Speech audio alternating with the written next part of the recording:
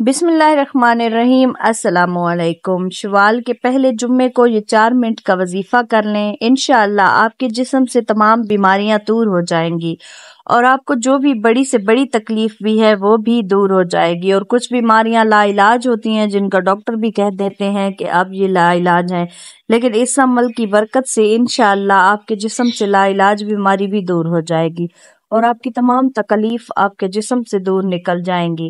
آپ کو زندگی میں کبھی کوئی بیماری چھو نہیں سکے گی اگر آپ شوال کے پہلے جمعے کے دن یہ 4 منٹ کا وظیفہ کر لیں تو انشاءاللہ آپ کی تمام تکلیف آپ سے دور کر دی جائیں گی۔ بس آپ نے یہ وظیفہ خلوص نیت کے ساتھ کرنا ہے اور جس طریقے سے میں بتاؤں گی آپ نے بالکل ویسے ہی کرنا ہے۔ یہ وظیفہ اتنا آسان سا ہے کہ آپ کی جب تکلیف دور ہو جائیں گی تو آپ کہیں گے کاش ہمیں زندگی میں پہلے کوئی شخص یہ والا وظیفہ بتا دیتا تو میں پہلے کر لیتا اور میری اتنی راتیں اور اتنے دن اس تکلیف میں نہ گزرتے۔ انشاءاللہ اللہ تعالیٰ آپ کی تمام تکلیف آپ کے جسم سے دور کر دے گا۔ جنہوں نے میرے چینل کو سبسکرائب نہیں کیا ہوا وہ پہلے سبسکرائب کر لیں اور بیل آئیکن کو بھی ساتھ میں ضرور پریس کر لیں کہ ہر آنے والی ویڈیو کا نوٹیفیکیشن آپ سب تک پہنچتا رہے، اور ویڈیو کو آگے شیئر بھی لازمی کر دیا کریں۔ اور اگر کوئی وظیفہ چاہیے ہو تو کمنٹ میں اپنا نام ٹائپ کر دیا کریں، ساتھ میں اپنا مسئلہ بھی ٹائپ کر دیا کریں، انشاءاللہ آپ کو اس کے حساب سے وظیفہ بتا دوں گی۔ یہ وظیفہ بہت ہی آسان سا ہے، اس کو کرنے سے آپ کے جسم سے تمام تکلیف اور بیماریاں دور ہو جائیں گی اور ساتھ میں اس کی برکت سے آپ کے گھر میں جو نحوستیں اور گھر میں جو بے برکتی ہے وہ بھی دور ہو جائے گی۔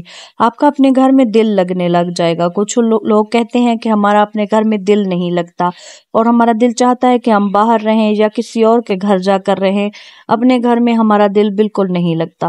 تو انشاءاللہ اس وظیفے کی برکت سے آپ کا اپنے گھر میں بھی دل لگے گا اور اپنی بیماریاں اور تکلیف سے بھی آپ کی جان چھوٹ جائے گی۔ بہت ہی آسان سا وظیفہ ہے، وظیفہ آپ کو بتانے لگی ہوں۔ آپ نے ایسے کرنا ہے کہ جمعے کے روز نماز کے بعد آپ نے جائے نماز سے اٹھنا نہیں ہے اور وہیں بیٹھ کر آپ نے یہ وظیفہ کر لینا ہے۔